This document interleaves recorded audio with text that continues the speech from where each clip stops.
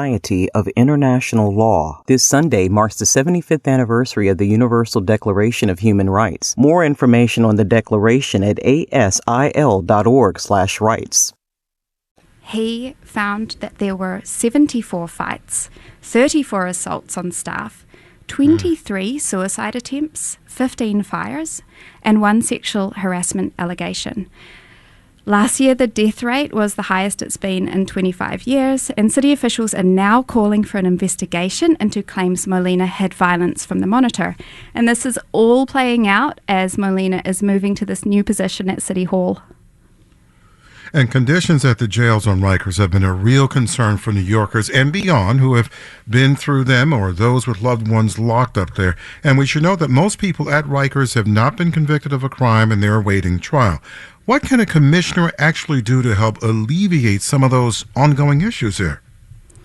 Yeah, well, they can start by following the federal court orders and the Monitor's suggestions to make Rikers safer.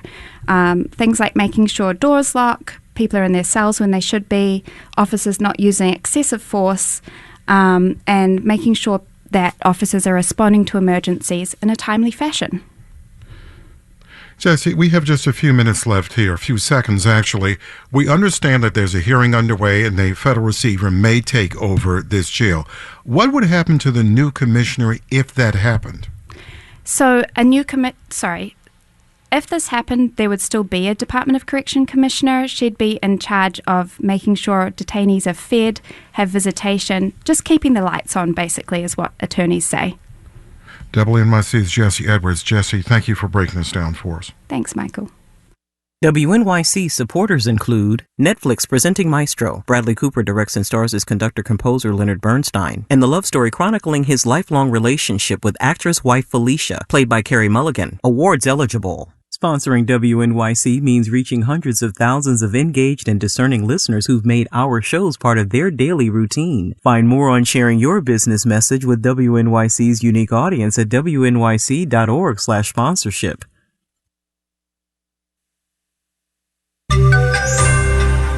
What semiconductors have to do with childcare. Marketplace Morning Report is supported by Palo Alto Networks. Palo Alto Networks delivers what's next in cybersecurity innovation to protect today's digital way of life.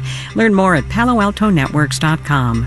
And by C3 Generative AI, verified traceable answers, secure, hallucination-free, LLM-agnostic, IP liability-free. Learn more at c3.ai. For Marketplace, I'm Sabri Benishore, in for David Brancaccio. Semiconductors in a second. First, the Federal Reserve's Open Market Committee is getting together tomorrow and Wednesday for its last huddle of the year. These are the folks who guide the country's interest rates. In the last couple of meetings, they left rates alone, keeping them at 5.4%, which is more than a 2-decade high. The question now is how much longer do they need to stay there to get inflation fully down to the Fed's target of 2%? Marketplace's Mitchell Hartman reports. Whatever the Fed governors think about their inflation fight, consumers appear to have decided they've won. All demographic groups are in agreement that inflation is going to slow down in the year ahead. Julie Hsu at the University of Michigan Consumer Surveys says that's one reason sentiment shot up in December.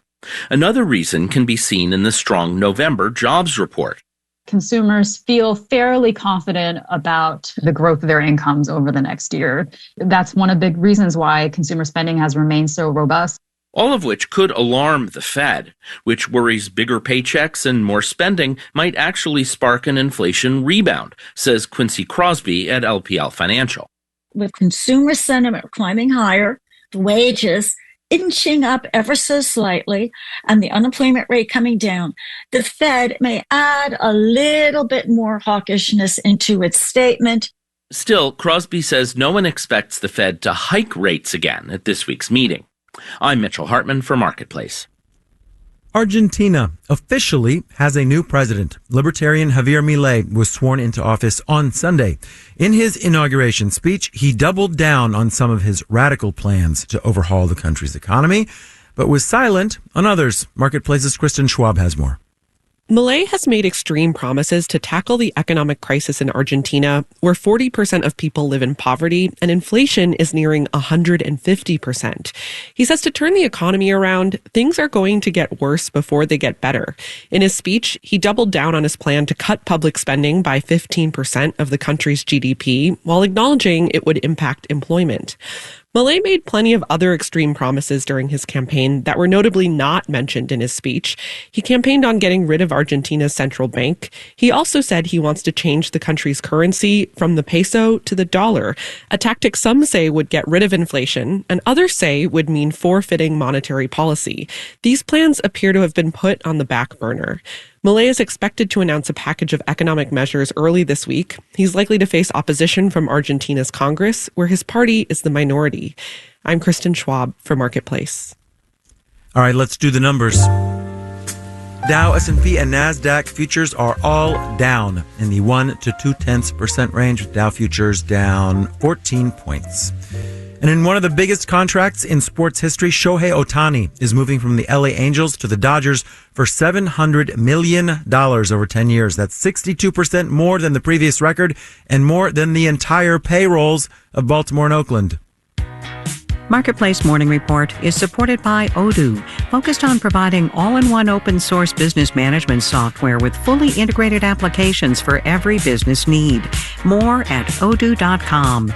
And by Affinity, provider of the CRM for the private capital relationship economy. Affinity knows who has the best relationship with the right startup.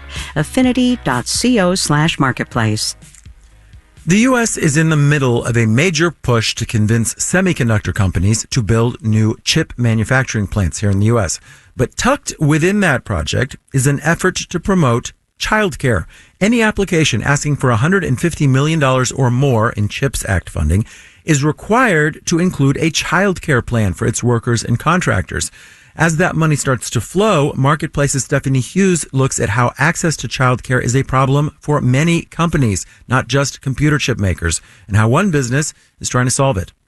It's story time at the Tyson Learning Center, next door to the company's poultry plant in Humboldt, Tennessee. Pre-K teacher Tiki R. Pewitt rounds everyone up.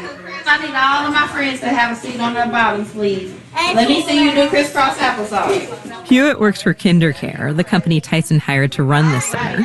All of the kids are related to workers at the plant. Some of them have been here since 4:30 in the morning. That's right before the day shift starts. Tyson's Garrett Dolan says the company wants to make sure its workers have a place to bring their kids. We need guaranteed open slots at the hours that we operate, and the only way to control that was for us to do it ourselves. Dolan works in HR. He says he pushed to open this on-site childcare center because in rural areas where many of the company's plants are located, there simply isn't enough affordable childcare, and that makes it hard for the company to attract workers. You're thinking, gee, I can make $36,000 a year, but I'm going to have to pay $11,000 of that for childcare. Is it worth it? And I think a very common answer is no, it's not. Both Tyson and the state of Tennessee subsidize the care. Dolan says that parents pay on average $1.66 an hour. That's less than half of what it would cost elsewhere in the state, according to a recent study. And that is life-changing for shift workers, some of whom don't have a lot of outside support. You know, a lot of people say they have a village. I don't have a village. Tiffany Butler runs a deboning machine at the Humboldt plant. She has 5 kids and stopped working when her youngest was born in 2021. She was able to rejoin the workforce this summer because of that inexpensive childcare at Tyson. I was really excited about getting to be a working mother, a woman, and get to be able to be independent. And that's big. Butler says her kids are happy in learning, so she'll stay with Tyson, even if she gets offered another job with a bigger salary. And that is what companies call a sticky benefit. But Elliot Haspel says linking childcare to employment will inevitably leave out lots of workers. He's author of the book Crawling Behind, America's Childcare Crisis and How to Fix It. Think about the millions of gig workers in this country. They don't have an employer of record. They cannot and will never be able to have access to childcare benefits.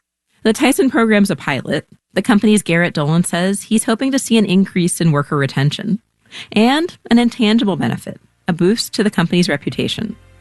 I'm Stephanie Hughes for Marketplace. And in New York, I'm Sabri Ben-Achour with the Marketplace Morning Report.